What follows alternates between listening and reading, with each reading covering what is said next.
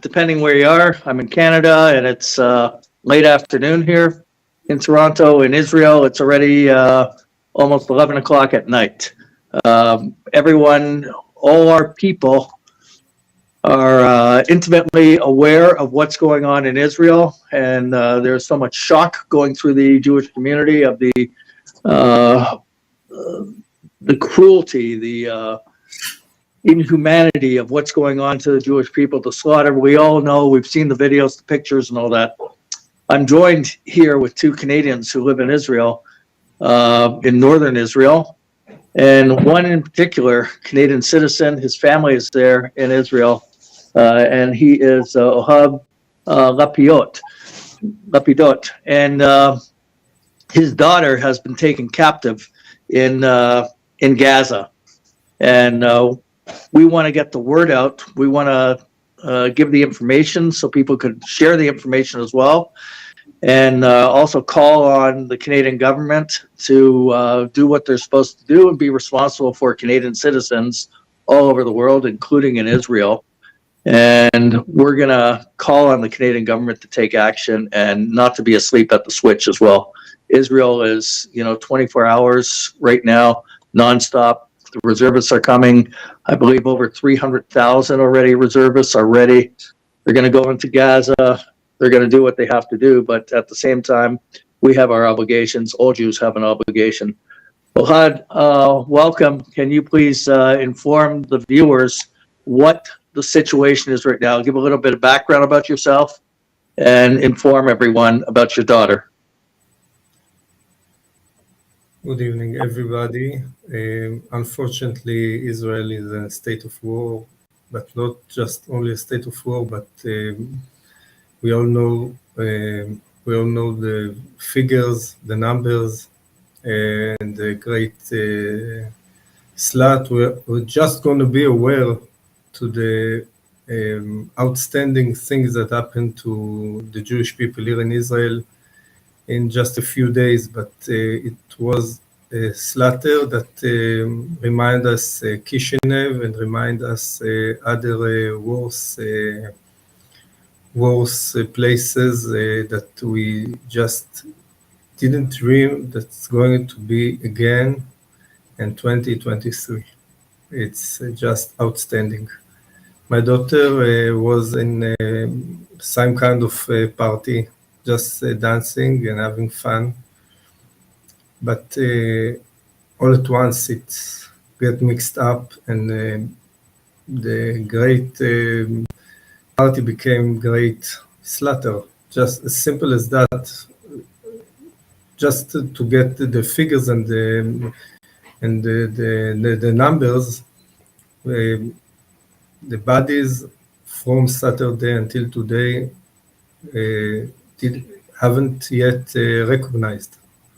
So they just lying there, and we're talking about hundreds of bodies, hundreds of Jewish bodies with nobody who can take care now about that thing. And my daughter, my second daughter, was there. She called us at Saturday morning. I was just coming from the prayer. I haven't have the slightest idea what's going on in Israel itself. I was not connected to the media. Just going back from my prayers from Simchat Torah. Suddenly the phone in the home is ring. The cell phone was out of order. We don't use it in the Shabbat and the Chag. And suddenly the phone is calling again and again. So we picked it up, and my wife picked it up, and my daughter tell her absurd story about gun machine, here of gun machine, vehicles getting on fire, and things like that. And she's hiding.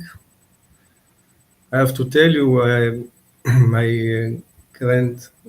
grandmother, my sister grandmother was a Holocaust survivor, and they came from Hungary and they used to sneak and hide in bunkers. That's the way they call it. My wife told me that my second daughter is hiding. I just remember my sister grandmother talking about the bunkers in Hungary that she get hidden there. And she didn't know what to do because there was 20 people in one hiding behind bar, and just her and her friend was in another place hiding, and she asked our advice, our smart advice, what to do, if to join the 20 or be by themselves. And what you can tell your daughter if she asks you some kind of question like that. So my wife asked her, you want me to be online with you? And she said, no, I just want to tell you I love you.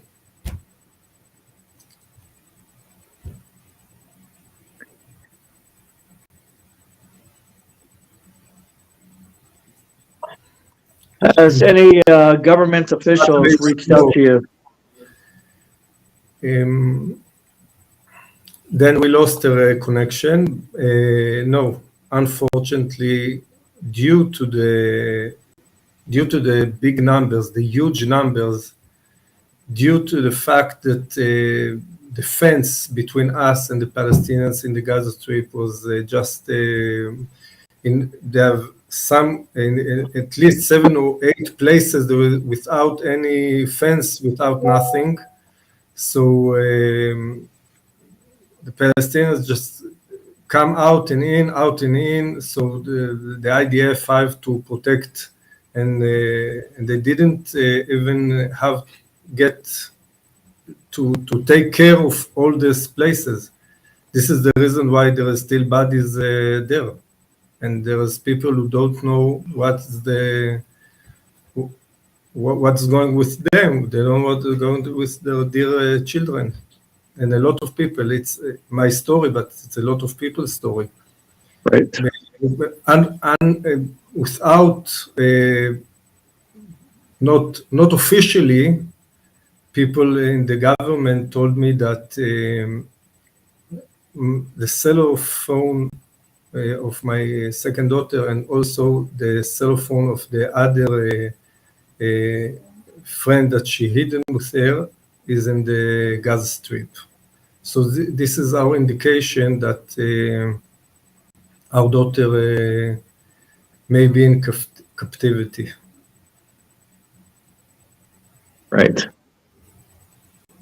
Right. We're going to promote this. And now today we thought to write down and to talk with the Canadian embassy and to tell her I'm three. My grandmother and my mother and my father and my sister, all the Canadian citizen. Also, I am Canadian citizen. So, what's more natural that I will call to the Canadian embassy? But they told me there that because officially my daughter didn't take care of being a citizen, so they can't take care of her. And I asked them why. Why is this reason? I'm a Canadian. This is my daughter. If you can help her, help her. If you want to make to take some measure to make her a citizen in a fast way, we can do it. But this is my daughter. She's there's no reason why not to help her, to help us. Right. This is our daughter.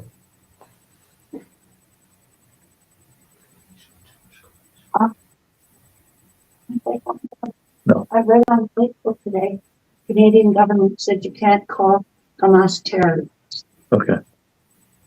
Okay, so this is a start right now. We're going to get the word out. We're going to get it out to various politicians as well.